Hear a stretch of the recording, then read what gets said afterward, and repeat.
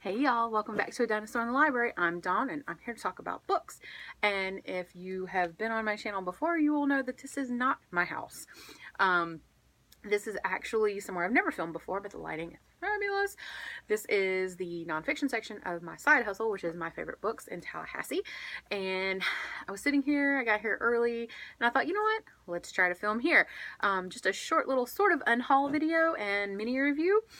So my favorite books does trades. So I'm constantly going through my books, trying to read the ones that I know that I'm not going to want to keep forever or reread a bunch of times, so that I can go ahead and trade them in and make a little bit of room on my shelf. And I've been trying to keep up with this even more lately, because if you watched my vloggity vlog, you will know that my books are in kind of shambles right now. And so I'm trying to get everything straightened out as much as possible. And unfortunately, that means getting rid of some. But I'm trying to go through very carefully with my nonfiction, because it's really hard for me to get rid of nonfiction. It was much easier for me to decimate my fiction section, and in the truest form of that word, I really did take a lot of them.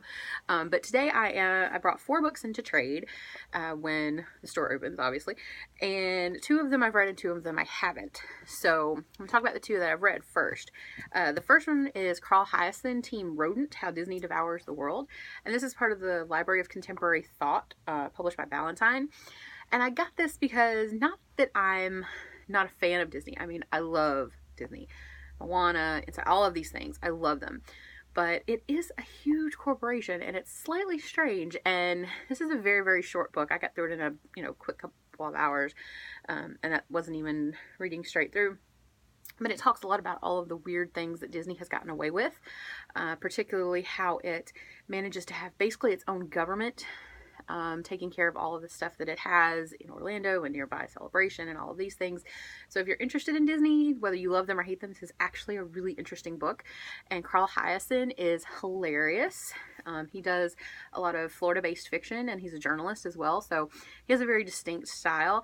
And he talks about the fact that Disney owns Hollywood Records and just all of these other things, including the one that released an Insane Clown Posse album. And just the best phrase in all of creation, Tupac Wayne Gacy. Just gonna leave that there. If you know anything about Insane Clown Posse, pretty accurate, right? The second one that I'm trading that I've read is Oranges by John McPhee, and I liked this one a lot as well, slightly less than the Carl Hiaasen book. We had someone trade in a whole lot of books, and she had pretty much most of John McPhee's catalog, and I'd never read John McPhee, but we all know how much of a fan of microhistories I am, so I thought this would be a really great one to check out.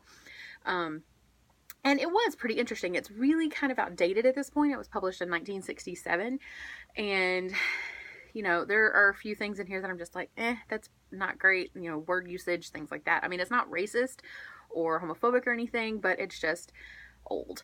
And I'm sure that there's a lot that has happened between 1967 and 2018 that would update this book massively. But it was really well written. I really liked his style, so I'm definitely going to be checking out some more of his. And since she traded in, like I said, most of his catalog, I'm sure I'll have some to pick from here. Right, so the other 2 are books that I have not read, but they have been on my shelf for ages, and I picked them up on recommendation from other booktubers, from people I know, just from the fact that they looked awesome, but I just haven't gotten around to them. And I've been trying to be really, really brutal about that.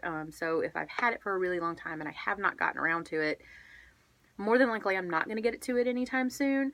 So I've been trying to pull them one at a time, here and there, to try to get them out of the way.